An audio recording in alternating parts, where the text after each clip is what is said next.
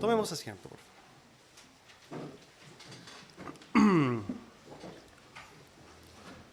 El día de hoy entonces va a tener la misma estructura del día de ayer. Ya quizás todos pudimos ver entonces cómo va a ser esta dinámica. Vamos a dar dos temas por bloque, ¿cierto? Con un break también intermedio entre ellos de unos 15 minutos para que puedan refrescarse, ir al baño. Al terminar el primer bloque, ¿no? Vamos a tener un break más largo para que podamos también conversar, ponernos al día de nuestras realidades en diferentes ciudades, así que va a ser también un tiempo de comunión. Dicho eso, tendría que darle el paso a alguien para que tome el primer tema, pero el primer tema del día de hoy justamente me toca a mí. Va a ser el quinto tema, ¿no?, de esta conferencia y es el tema de que a mí me toca el día de hoy, es el Día del Señor. Ahora bien, ya introduciendo, y voy a cronometrarme porque he sido muy dogmático con mis hermanos que han expuesto y no voy a ser yo el que se porte mal con los tiempos, así que me voy a poner un cronómetro. Estamos nosotros entonces, y la intención de esta conferencia era o es establecer distintivos, cosas, ¿cierto?, que nos caracterizan como iglesias bautistas reformadas. Ya sabemos ya las cosas que se han hablado desde el día de ayer, ¿no? Y ahora vamos a hablar de un tema también muy, pero muy importante, y es justamente este tema del Día del Señor, ¿ya? Ahora bien, quiero hacer una aclaración porque quizás el título, el Día del Señor, es un poco sugerente, un poco confuso, ¿no? Porque cuando nosotros empezamos a estudiar un poquito la Biblia, ¿no?, el Día del Señor se asocia con dos eventos. Algunos claramente se puede asociar o se puede estudiar desde la perspectiva del día de reposo y de otra perspectiva escatológica, ¿no?, apuntando a los últimos tiempos, como el Día del Señor, el Día de la ira del Señor. Ahora, si bien quizás tiene algún tipo de relación, nosotros hoy día vamos a enfocarnos justamente en el día de reposo.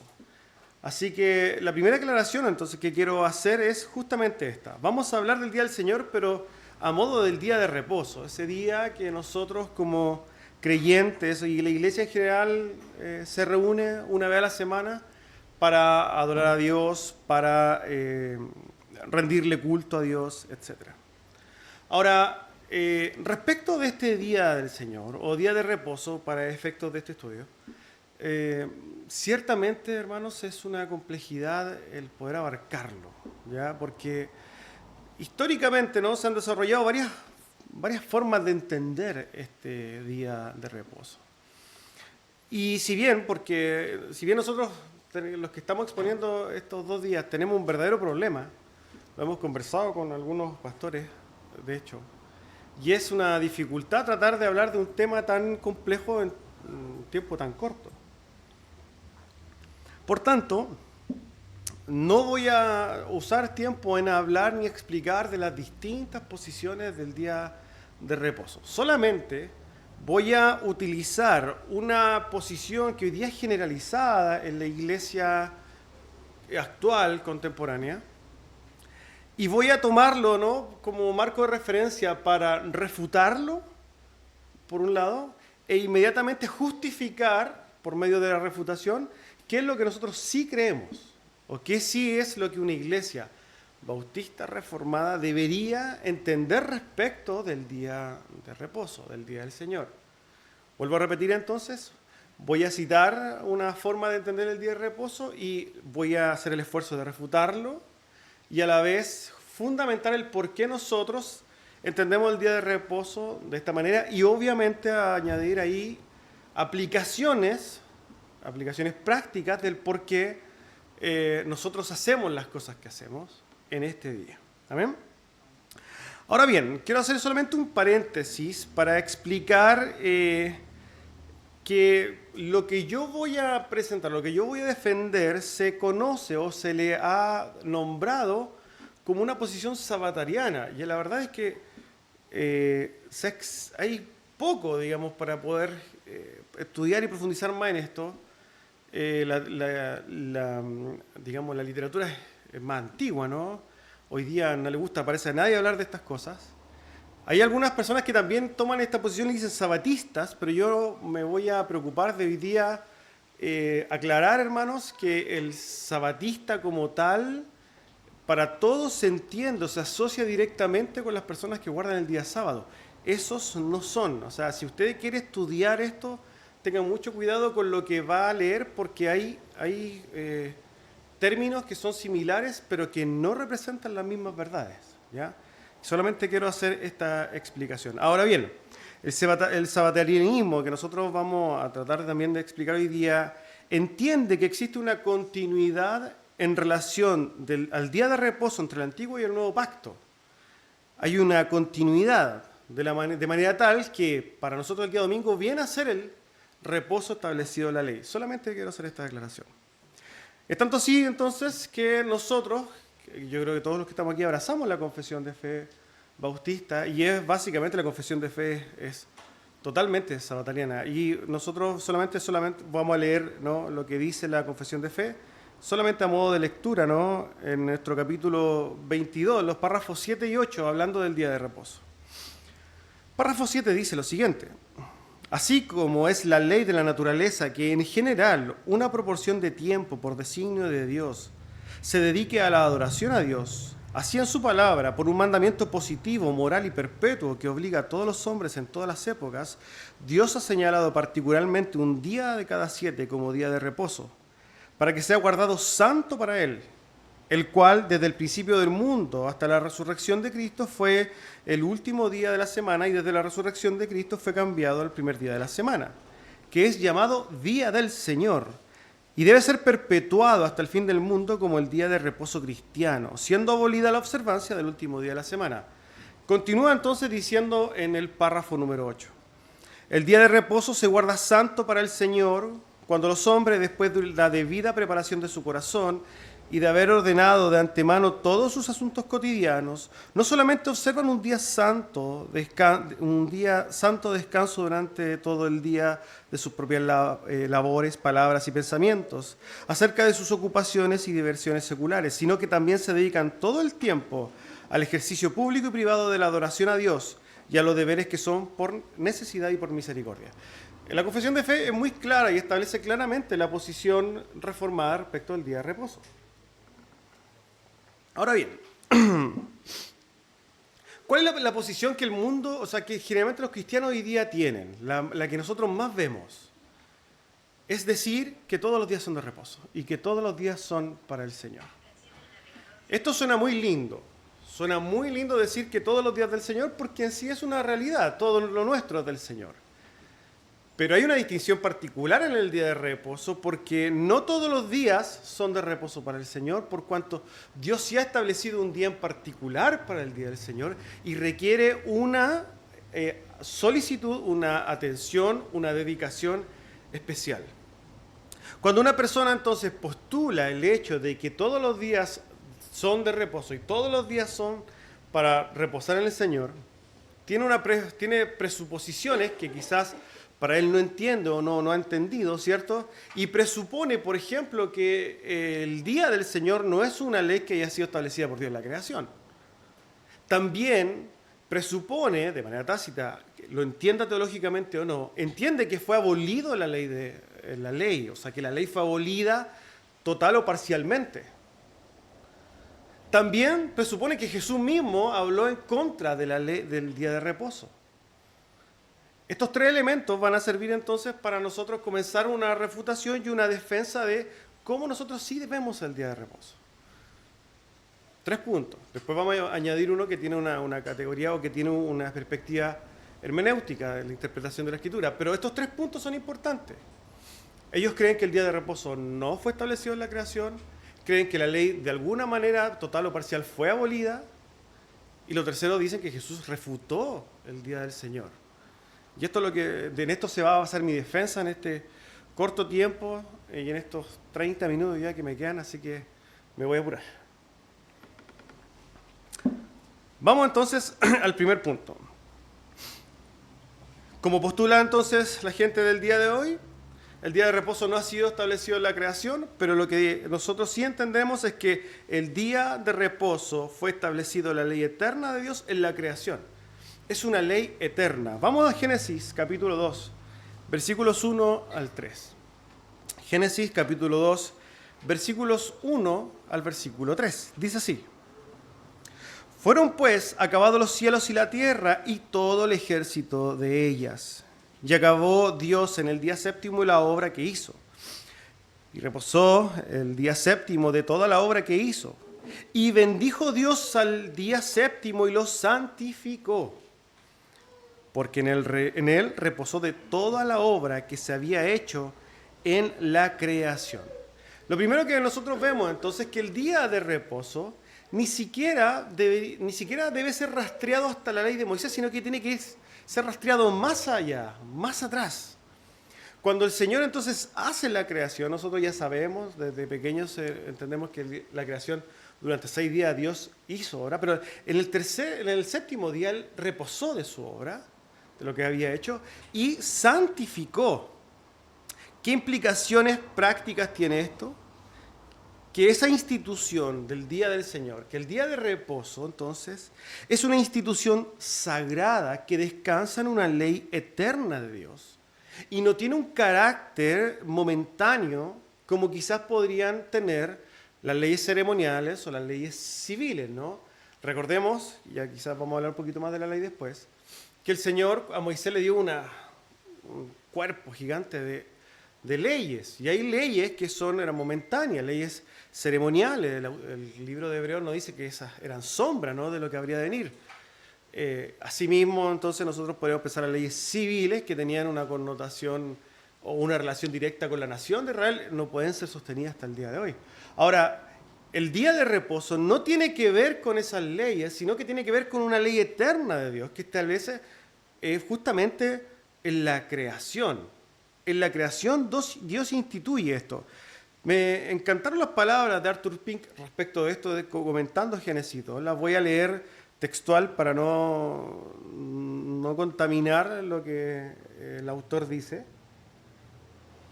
Y espero que pueda escucharla. Arthur Pink dice lo siguiente. No dice Éxodo 20:20 que Dios reposó de toda obra, porque no fue así. Génesis 2:2 es cuidadoso al decir: acabó Dios en el día séptimo la obra que hizo, y el día séptimo Él reposó de toda la obra que había hecho. Esto destaca y señala la característica básica y el elemento principal del día de reposo. Es el reposo de las actividades diarias realizadas durante los 6 días de trabajo. Pero el día de reposo no es un día designado para cesar toda actividad, quedarse en cama y dormir todo el día, porque eso no es guardar el día de reposo como Dios requiere que se haga. Lo que se debe destacar es el hecho que, según Génesis 2:2, el reposo del séptimo día consiste en descansar de las labores de la semana de trabajo. Él dice, con estas palabras: mi propia y firme convicción es que la observancia del día del Señor es parte de la ley eterna de Dios. No es simplemente una ordenanza judía temporal, no es una institución humana por influencia o por obra de alguna curia, no es una imposición desautorizada de la Iglesia, es una de las reglas eternas que Dios ha revelado para la conducción de toda la humanidad. En términos prácticos, el día de reposo es un día señalado por Dios en su palabra, en mandamiento positivo, moral y perpetuo que obliga a todos los hombres en todas las épocas. O sea, esto es maravilloso. Nosotros entendemos que el día de reposo no es algo que podría ser movido o que si después hasta cierto punto aparece. No, Dios se preocupa en su palabra y en su revelación establecerla desde el principio. Y lo pone como estatuto perpetuo hasta el final, como una ley quizás eterna, ¿no? Para que nosotros hoy día no tengamos argumentos para decir, no, si esto se acabó. No, hermanos, el día de reposo es una institución establecida positivamente por Dios en la creación. Por tanto, la primera premisa, ¿no?, de cualquier persona que diga que todos los días del Señor son iguales y que todos los días son de reposo para Dios, está equivocado, porque hay una distinción particular en este aspecto. Ahora, pensando también en las palabras de Arthur Pink, y en lo práctico de esto, vemos lo siguiente. Justamente muchas otras personas que dicen, ya, perfecto, el día del Señor es un día de reposo, entonces solamente cesamos de hacer cosas y nos vamos a dormir. ¿Cierto? Vamos a descansar. De hecho, incluso, por ahí creo que Juan Calvino incluso habló de que sería bueno que el día del Señor durmiéramos. Puede ser una cita sacada de contexto. Hermanos, la verdad es que nuestra confesión de fe no nos dice eso. No estoy condenando, ni mucho menos estoy diciendo que usted no se puede dormir una siesta el día del Señor. No me tilde de dogmático en eso. Pero el día del Señor no es para dormir. El día del Señor es para adorar a Dios, rendirle culto público y privado a Dios, para mostrar, ¿cierto?, sus maravillas al mundo, para proclamar sus verdades. Es un día para cesar todo lo que yo hago en la semana, para enfocarme en otra cosa. El día de reposo es un día para descansar y refrescar el alma. No es para seguir trabajando el día de reposo. El día de reposo, como dice el Señor ahí, cesa toda la actividad que en la semana se hace. Entonces, encontramos un principio importante que va dando forma al día de reposo como la iglesia debe, entonces, entenderlo. Este es el primer punto. Segundo punto, quizás ya más, que hay que desarrollar más. El día del Señor es parte de la ley moral, ¿cierto?, que se establece, obviamente, que corresponde a los 10 mandamientos. La ley moral o los 10 mandamientos, ¿cierto?, fueron las leyes instituidas por Dios en el Sinaí por medio de Moisés. Esta ley, entonces, según los que postulan que el día de reposo ya no está vigente, ¿cierto?, que no corresponde, apuntan o postulan o defienden que la ley de Dios fue de alguna manera abolida total o parcialmente. ¿Por qué? Porque al hablar, ¿cierto?, con muchas personas que defienden esta postura, dicen, mira, ¿sabes qué?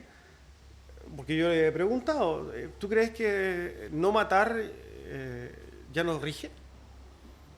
No, por supuesto, no hay que matar. ¿No mentir? No, por supuesto, no podemos mentir. ¿No adulterar? Bajo ningún punto, no hay que adulterar. ¿Y por qué guardar el día de reposo no? Ah, no, pero es que ese no. Lo que hacen es cercenar la ley de Dios. La gran mayoría dice, no, de los 10 mandamientos hay 9 vigentes, pero ese no. ¿De dónde sacan esto, cierto? Los argumentos son, pero muy pobres.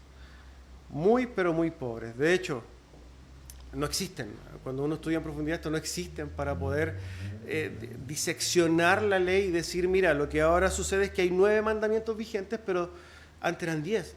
¿Esto de dónde se saca? No. ¿Encontramos en las Escrituras nosotros que la ley ha sido abolida? La respuesta es no. Ojo con esto. Y derechamente lo que nosotros podemos entender, que lo que hay detrás de las personas que apuntan o que están reclamando o que no les gusta básicamente la ley, es un corazón antinominiano, ¿cierto? Antiley. Muchas veces también un corazón liberal, ¿no?, que no quieren nada con la ley de Dios. La ley de Dios tiene su lugar justo en la Escritura. Vamos a cerrar la discusión, vamos a establecer claramente, y estamos todos totalmente de acuerdo de que nadie se salva por la ley. Que nosotros no podemos salvarnos por la ley. Nadie se va a salvar cumpliendo las normas de la ley. En eso hay consenso absoluto. Estamos de acuerdo, pero eso no significa que la ley no esté vigente. De hecho, la ley está ahí para llevar a los hombres a Cristo. Así lo establece la Escritura. La ley es un ayo para llevarnos a Cristo. La ley nos muestra nuestra culpabilidad. La ley de Dios es santa, justa y perfecta. La ley de Dios está ahí justamente para llevarnos obligadamente a Cristo en pos de la búsqueda, ¿no?, de la salvación. Ahora bien, vamos a ver esto a la luz de la Escritura. Primera de Juan, capítulo 3, versículo 4. Dice así: todo aquel que comete pecado infringe la ley, pues el pecado es infracción de la ley. ¿Qué decimos con esto?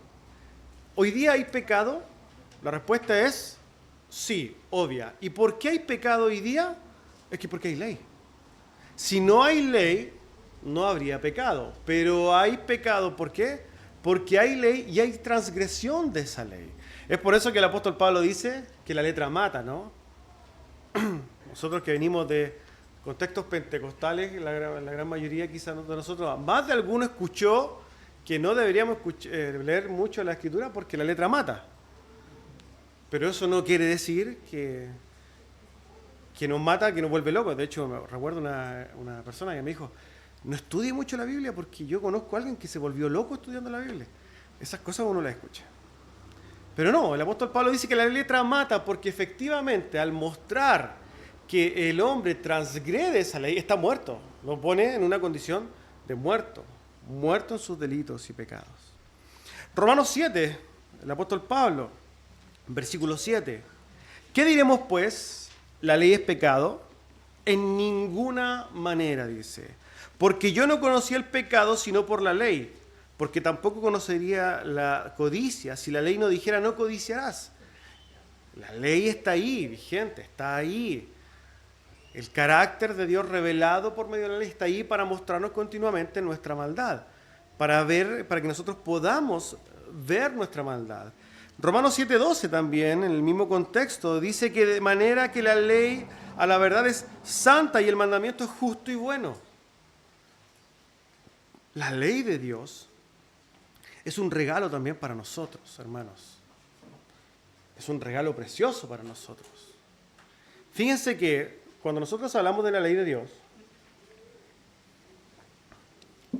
todos estamos de acuerdo quizás que la ley refleja el carácter perfecto de Dios. Yo creo que estamos todos de acuerdo en eso. Ahora, fíjense lo ilógico de los cristianos antinominianos, ¿no? Que pueden ver en la ley todo el carácter perfecto de Dios, todo lo que se asemeja a Dios, la perfección de Dios, pero rechazan todo eso porque no les gusta. Siendo que la ley de Dios justamente hace eso, mostrarnos el carácter perfecto de Dios. ¿Qué deberíamos hacer como cristianos? Mirarla con admiración y decir, wow, qué gloriosa y maravillosa es la ley. Dios muestra su bondad por medio de ella.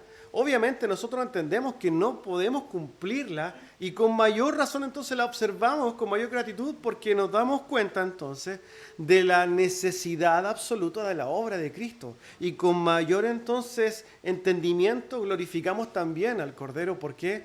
Porque ha cumplido esa perfecta ley que para nosotros estaba totalmente fuera de alcance. Pero también entendemos que es santa, buena, justa, de beneficio para nosotros. Hay un problema con la gente, con las personas, con los cristianos en general. Ven la ley de una perspectiva incorrecta. Piensan que la ley de Dios es básicamente Dios, un Dios malvado, ¿no? Haciendo la vida imposible al hombre para que no haga. Es que no muevas para allá, me está encapsulando Dios. Pero eso no es la perspectiva correcta para entender y ver la ley de Dios. La ley de Dios, para nosotros, hermanos, es una contención que nos protege de irnos por un barranco. Esa es la verdad de las cosas.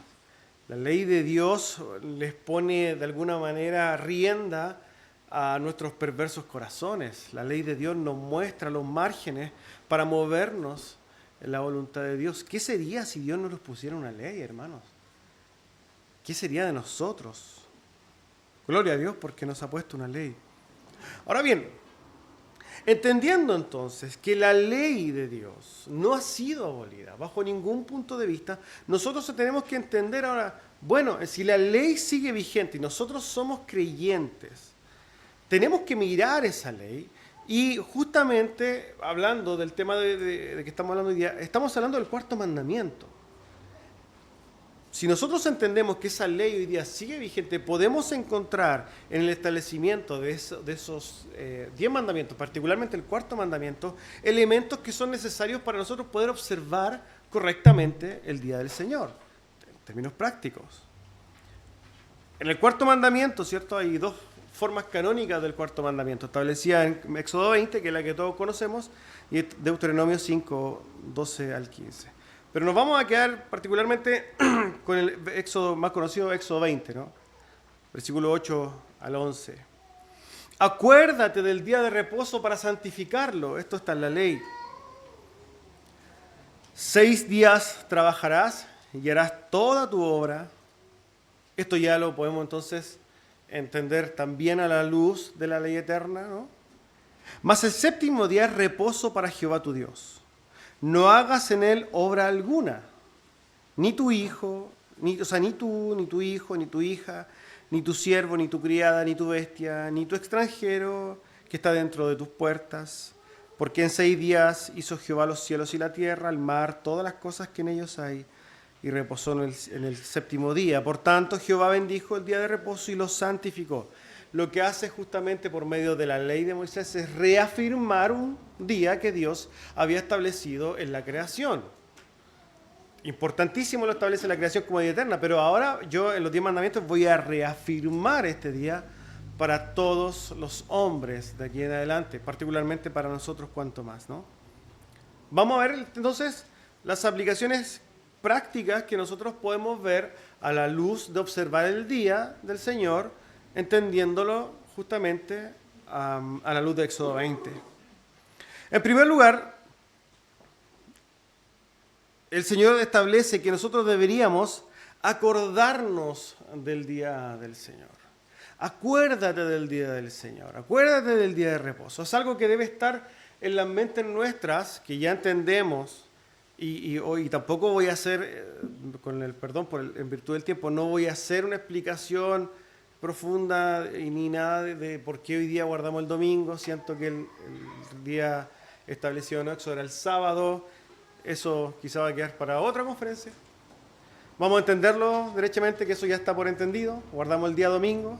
Ahora acuérdense entonces del día del Señor, el día domingo. En lo práctico, en nuestras vidas. Nosotros entonces el día sábado y en la semana, ¿por qué no? Ya estamos pensando en el día domingo. ¿Por qué? Porque ese domingo es santo, ese domingo es un día especial, es el día de Dios. Nosotros entonces preparamos nuestros corazones para ese día. Acuérdate del día de reposo. Ese día es particular, ese día es diferente. Entonces, prepárate, prepara tus cosas. Es que yo tengo que ir al mall, bueno, anda el día anterior. Es que tengo que ir a comprar algo, anda el día anterior, porque prepárate. O sea, pensemos en temas quizás bien prácticos, ¿no? A usted le dicen, ¿sabe qué? Se casa mañana. Los hombres se nos olvidan siempre las fechas y esas cosas. Imagínese que usted se casa el domingo, se casa. Usted no va a ir el domingo a comprarse el vestido de novio, ¿no? Espero que no lo haga, más de alguno lo hará. Pero no lo haría el día domingo. ¿Por qué? Porque el domingo se casa. ¿Qué hace usted? No, yo me compro el traje, ¿no? Antes. 3, 4 días antes por lo menos. Yo ya preparé todas las cosas. El banquete, no, yo ya lo preparé. No lo hago el mismo día. Todas las cosas las tengo preparadas de antemano. No voy a ir a comprar el anillo el domingo en la mañana. Espero que ninguno de los que esté acá lo haya hecho, ¿no? Lo prepara con anticipación. ¿Por qué? Porque constantemente ese día que se acerca está en su mente. Entonces, usted se prepara para eso. Bueno, yo me pregunto, ¿qué es más importante, casarse o Dios? Dios, sin lugar a dudas. Pero entonces, ¿por qué para el creyente, para el cristiano hoy día, el día del Señor no es un día tan importante? ¿Por qué se menoscaba este día? Si básicamente lo que hace Dios es asegurarse por medio de una ley positiva, maravillosa y perfecta, asegurar un tiempo de comunión para con Él. Él dice, yo los voy a citar todos los domingos para reunirme con ustedes. Acuérdense que tenemos una junta todas las semanas. Entonces usted como practica esa devoción a Dios, que usted ama a Dios, se prepara. No, es que yo no voy a cocinar ese día porque ese día no voy a tener tiempo para cocinar. Voy a cocinar antes. Es que ese día me tengo que comprar ropa. No, me voy a comprar ropa antes. ¿Por qué? Porque ese día es para el Señor. Yo todas las cosas entonces las preparo. ¿Por qué? Porque ese día es día de delicia. Ese día es día santo para Dios. Ese es un día donde yo me voy a encontrar con Dios. Voy a estar en la comunión de los santos. Yo ahí me voy a preocupar de mirar las maravillas de Dios. Yo ese día voy a preocuparme de glorificar a Dios por medio de la predicación, por medio de la meditación. Ese día yo lo voy a dedicar para la gloria de Dios. Ese día va a ser un día de alimento para mi alma. Ese es un día que nadie me lo va a quitar. ¿Cuál es la realidad del día del Señor para hoy, para los evangélicos del día de hoy? Voy en la mañana a la iglesia y después tengo que ir a la feria y al mall. Y de hecho, un viaje al parque sería súper entretenido para ir a pasear. Hermanos, cuando las personas ponen sus presuposiciones, sus propios deseos, sus propios anhelos para el día del Señor, hace perder el sentido real de este día glorioso que Dios establece. Fíjense, ¿cuál es el segundo elemento que nosotros encontramos aquí en Éxodo 20? Dejarás a un lado nuestras tareas y ocupaciones diarias durante todo el día. O sea, es que hermanos, tenemos toda la semana para trabajar. Obviamente siempre hay salvedad, hay personas que trabajan con turno, son temas particulares, no los vamos a condenar, son temas que hay que ver aparte. Pero en términos normales y generales, nosotros no deberíamos ocupar el día domingo para hacer otras cosas que hacemos en la semana. No deberíamos. Es que te encanta ir al mall. Bueno, ¿por qué no vas al mall otros días? Anda el sábado. Porque tiene que ser el domingo. Es que la feria del domingo los caseros me conocen. Bueno, para que te puedas enfocar en Dios, anda el jueves. Si feria hay lunes, martes, miércoles, anda otro día. Si ese día es santo para el Señor. Fíjense el tercer elemento que nosotros encontramos. Debemos dirigir nuestras mentes y corazones a los grandes temas de la Sagrada Escritura, a las maravillas de Dios. Enfocarnos en Dios. El propósito del día del Señor es meditar en su grandeza, en su amor.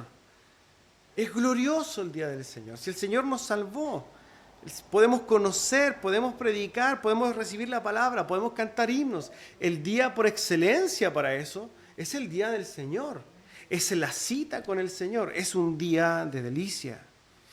Cuarta cosa que podemos encontrar. Debemos incluirnos en aquellas actividades que obtienen, aumentan y expresan conocimiento de la santidad de Dios y nuestra propia santidad en Cristo. El día del Señor es la oportunidad más quizás hermosa de poder llevar a cabo también nuestros dones, poner a disposición nuestros dones para la gloria de Dios, santificarnos, relacionarnos con nuestros hermanos. Después, quizás más en la tarde, me toca exponer otro tema que tiene que ver con la eclesiología. Y todos estos temas están relacionados porque generalmente la teología reformada es bien holística, ¿no? Está toda bien compenetrada, es un todo. Y todo tiene que ver con todo en este sentido. Nosotros, en este mismo día del Señor, podemos entonces poner a disposición nuestros cuerpos, presentarlos en sacrificio vivo delante de Dios, ¿cierto? Con un entendimiento correcto de la iglesia. Y es justamente un tiempo perfecto para hacerlo, hermanos. ¿Qué es lo que hace la iglesia hoy día? Voy a la iglesia, me voy a la casa y no me interesa compartir nada con la gente, ni siquiera con suerte los saludo. ¿Por qué? Porque a mí no me gusta que nadie me diga nada. Hay una desconexión, ¿no?, de la iglesia. Lamentablemente, esto son las razones porque mucha gente va a la mega iglesia, les encanta esto. No tener comunión, que nadie le diga nada, ser una persona que está al margen. Siendo que, hermanos, no solamente tenemos una reunión con el Señor, sino que tenemos una reunión con el Señor y con todos los que Dios ha hecho cita, que es su iglesia. Es un momento glorioso, el día del Señor es un momento glorioso. Fíjense que, hablando de la ley, y particularmente hablando de la ley de Moisés, también me encantó una presentación, una exposición que hace Pink respecto de esto, porque, yo creo que a más de alguno le gusta a Arthur Pink, que es muy profundo, pero lo voy a también leer porque presenta algo que con mis propias palabras me cuesta mucho hacerlo. Dice lo siguiente él: consideremos la ley que fue dada a Moisés en el Sinaí. Dice él, leemos allí que un mandamiento eterno de entre los 10 fue dedicado al día del Señor y que este es el más largo. Dentro del decálogo, el mandamiento más largo es el mandamiento, el cuarto. Es el más completo. Es el más detallado de todos. Notemos una distinción clara y amplia entre los 10 mandamientos y todos los demás que componen la ley de Moisés, dice él.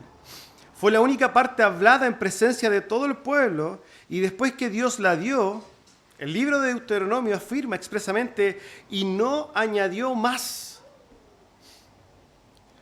El anuncio fue bajo circunstancias de singular solemnidad y acompañado de truenos, rayos y un terremoto. Imagínense lo que estaba diciendo Ping.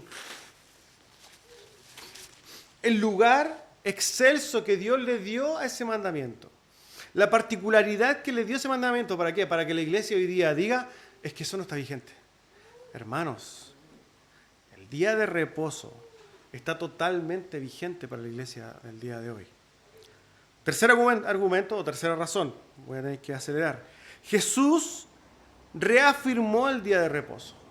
Las personas que dicen que el Señor, ¿cierto?, como que abolió, ¿no?, el día de reposo, de hecho, se empieza a decir, pero oye, pero si Jesús tuvo un montón de disputas con los religiosos y con los fariseos, ¿por qué?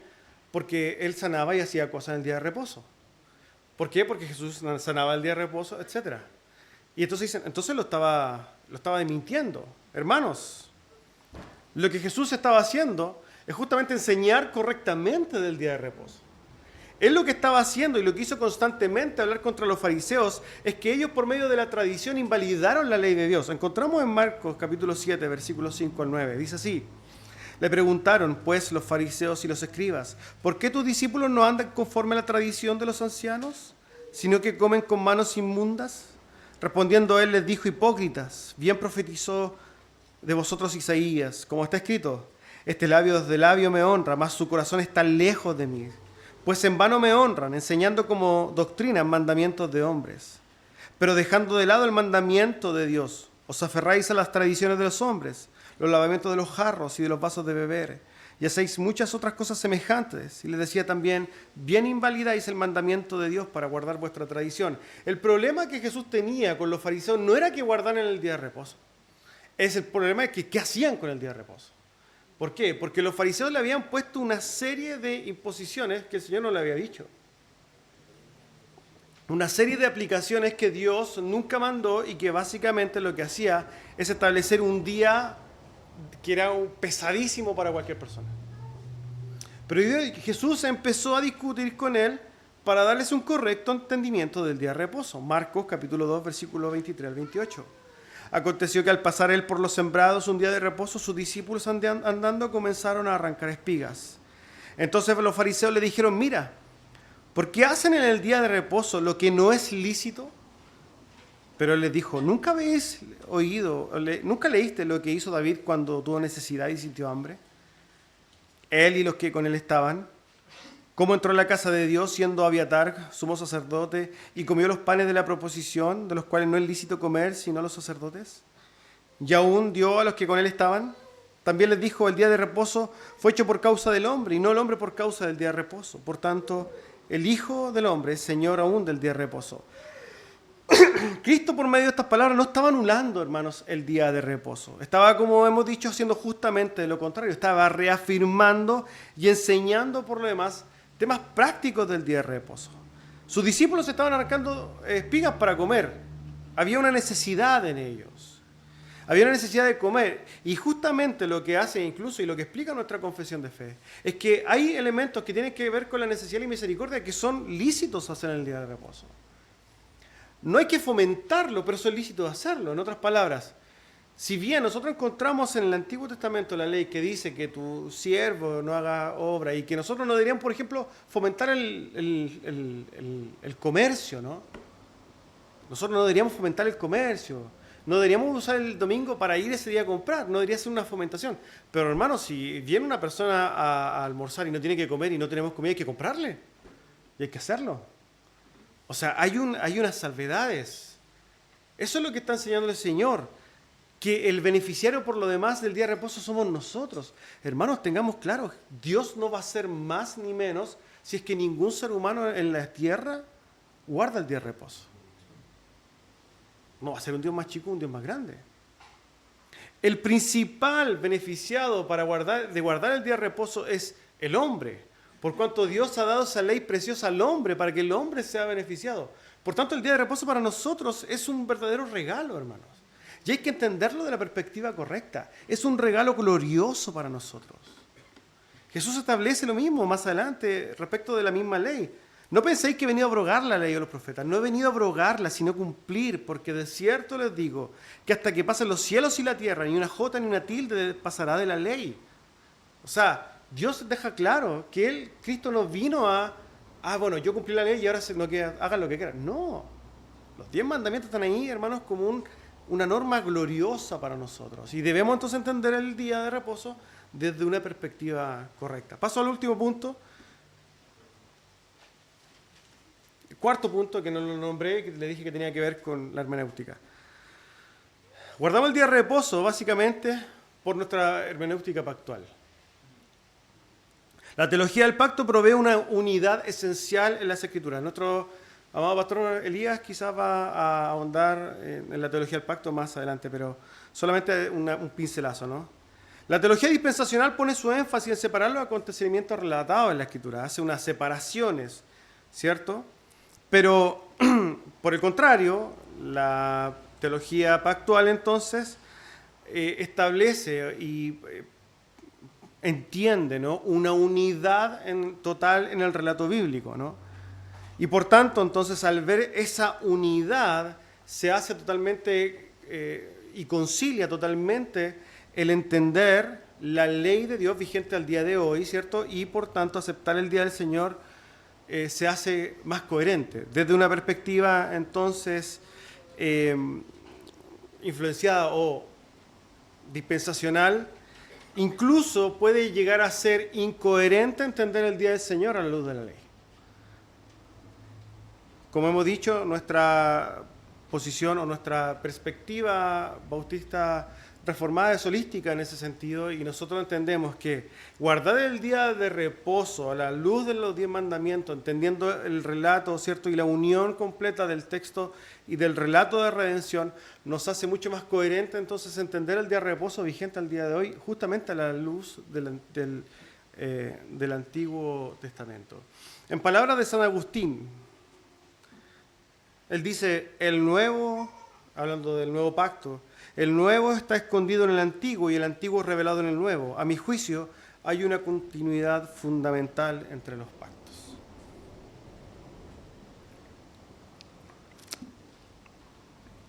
En conclusión, hermanos, creo que por medio de estos 3 puntos o 4 puntos encontramos que guardar el día de reposo hoy día está totalmente vigente. Pero quiero terminar esto con una breve exhortación.